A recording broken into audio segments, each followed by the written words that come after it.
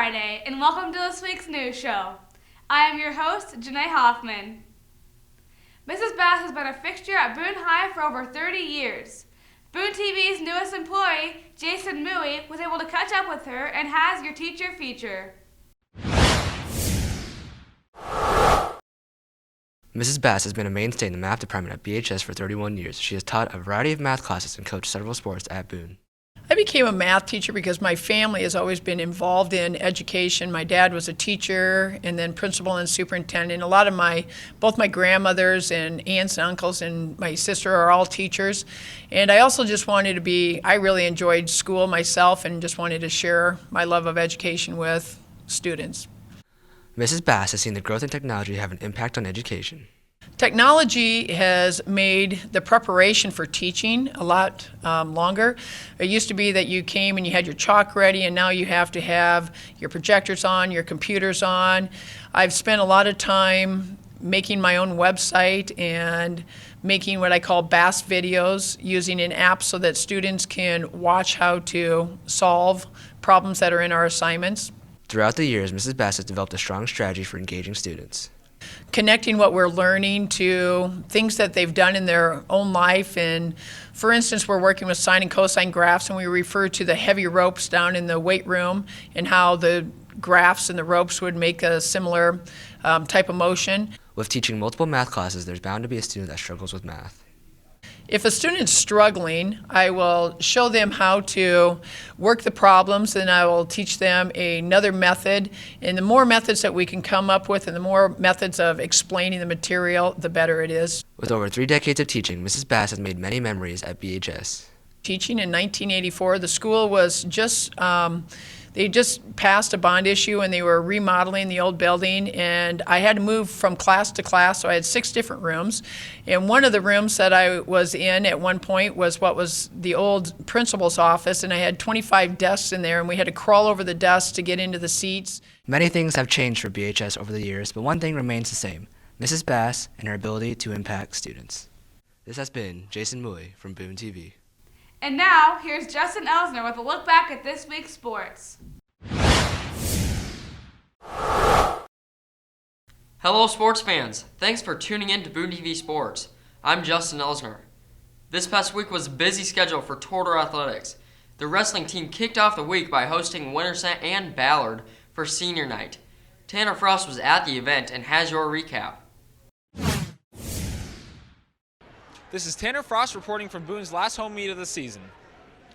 The doors on senior night looked to sweep the Winterset Huskies and the Ballard Bombers. Boone kicked off senior night with 106-pounder Joey Pena. A nice move from the opponent's attempted throw puts Pena on top in period 1. However, a win by decision gets Winterset their first of the night. At 1:20, senior Cade Berman turns a quick cow catcher into something more, getting Boone their first pin. James Drunstead sought to follow up on Cade's win with an explosive start. Soon after, another pin for Boone. A lot of Anthony Keller's first period was spent with neither side giving up a takedown. The second period had largely the same result, but in the end, Keller falls from a stack. Without matches from 160 to 182, Jordan Angle and Jacob Melton seek the win over the Bombers. Jordan Angle starts off the match slow. In the second, Angle gets in a nice cradle for back points and a few more later on to secure him a victory.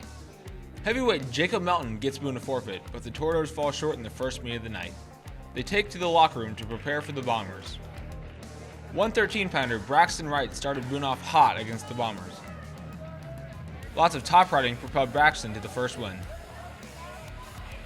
At 132, Jimmy Bousted struggled to find a very good start. The Ballard win kept their lead over Boone. Mason Hulse changed the momentum after a flurry of attempts finally snagged him a takedown. Another takedown in the second left Hulse on top. The 145 to 160 weight classes saw Boone struggle again with tough losses and forfeits. Up to 220, Boone and Ballard had no wrestlers until Jacob Melton stepped onto the mat. Melton started off with a standard quick throw, but couldn't finish the pin. Melton later on almost gets caught, but gets his way out of it for 2. With neutral proving to be his strong suit, Melton gets yet another throw, but he can't finish this one either. Melton grabs a win by decision in the end. As the final match of the night, freshman Joey Pena was up again. Losing a takedown early on, Pena is down 2-0. Struggling to get back to his feet, Pena had a rough time on bottom.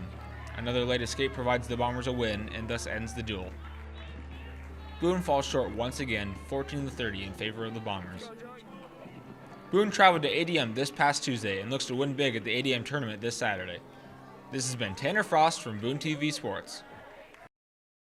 The girls basketball team faced one of their fiercest conference rivals, the Ballard Bombers, last Friday night. Corbin Waffle was at the game and has your recap.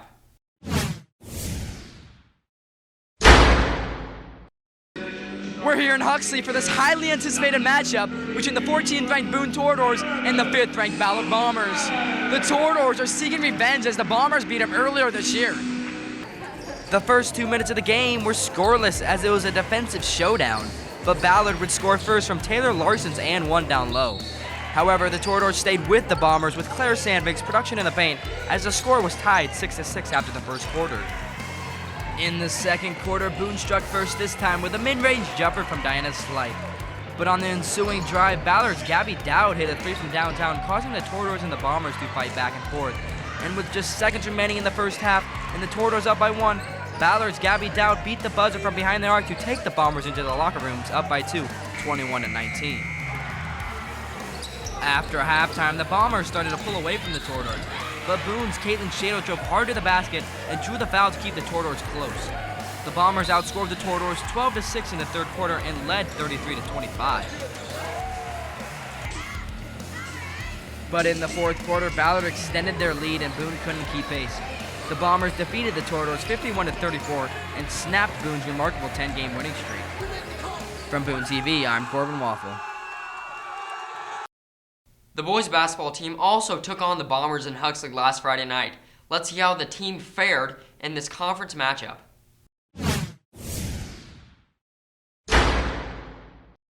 Do you remember what happened December 4th? Well, the Boone Toradors surely do, and they hope to get some redemption off that loss tonight as they face the Ballard Bombers in Huxley. Let's jump to first quarter action. Boone started the game cold, but the offense began to warm up with Ethan Lewis knocking down multiple tray balls. Ballard also began to heat up as they knocked down two crucial three balls late in the first to give them a 6-point advantage at the end of the quarter. It was all Boone in the second quarter, allowing the Bombers only 6 points. On this play, Ethan Lewis drove in the paint and dished to Danny Anderson, who knocked down the three ball to cut the Bombers' lead to 1. Boone ended the quarter with a 3-point lead as they went into halftime. Ballard came out of halftime looking like a new team. They started out with two quick three balls from downtown. Later in the quarter, Ballard's Max Stoltz drove down Main Street and somehow got his shot to drop, plus the foul, for a 3-point play. Ballard continued to find success in the paint in the final quarter. Boone couldn't muster up a comeback as Ballard took the win, with the final score being 66-41. From Boone TV Sports, I'm Justin Elsner.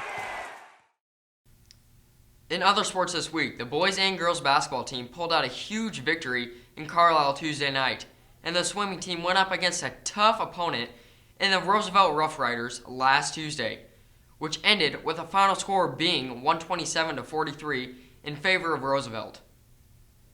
That's all for sports from this week. Now back to you, Janae. Thanks, Justin.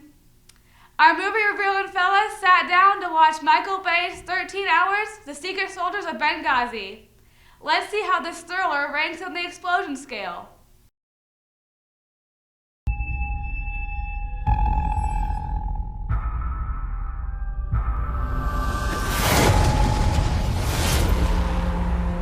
We need immediate assistance. We are overrun. What's up, Boone High? As always, we're two guys in a movie for our weekly review. If you're a fan of action-packed adventures, then this is a movie for you. We are reviewing 13 Hours, The Secret Soldiers of Benghazi.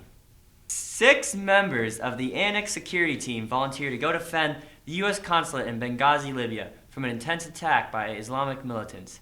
They have to fight for their lives and the lives of the people in the compounds to make it back home to their families. This movie was a solid flick overall, but still had some typical Michael Bay issues. Kurt and I agreed on giving this movie 7 explosions out of 10. Pros of 13 Hours included, surprisingly, there's a lot of good character building, lots of action, which is a given, and the emotional scenes gave the film more intensity and life.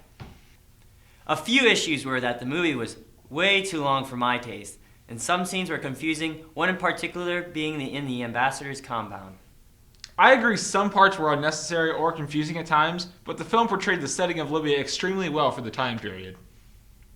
Yeah, and obviously, since it's a Michael Bay film, it had tons of crazy explosions in action. There's no doubt the man loves his explosions.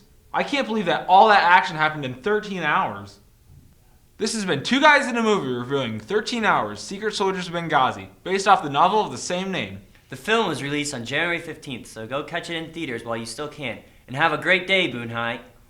We have 36 American lives to save.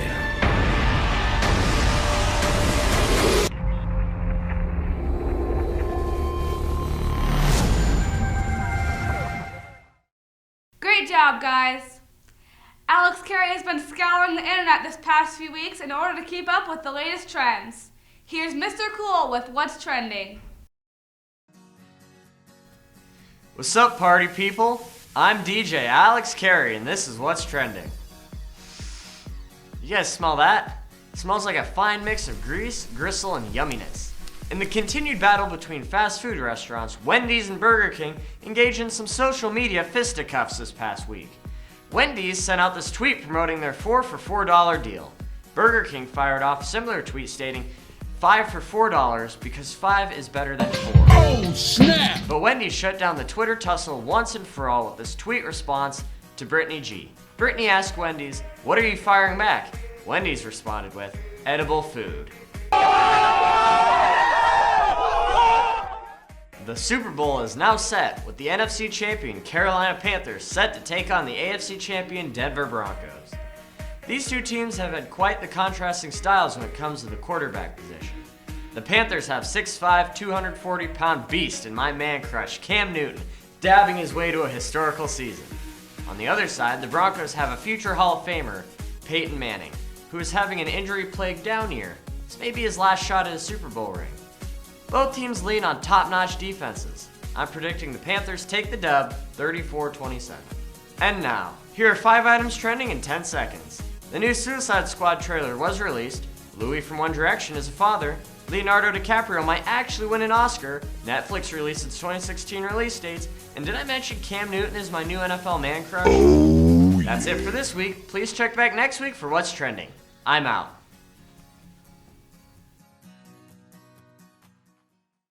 Thanks for watching this week's news show. We'll be back next week with the latest news, sports, and entertainment at BHS. In the meantime, you can watch and read all of our stories at BooneTV.com. Have a great weekend, Boone High.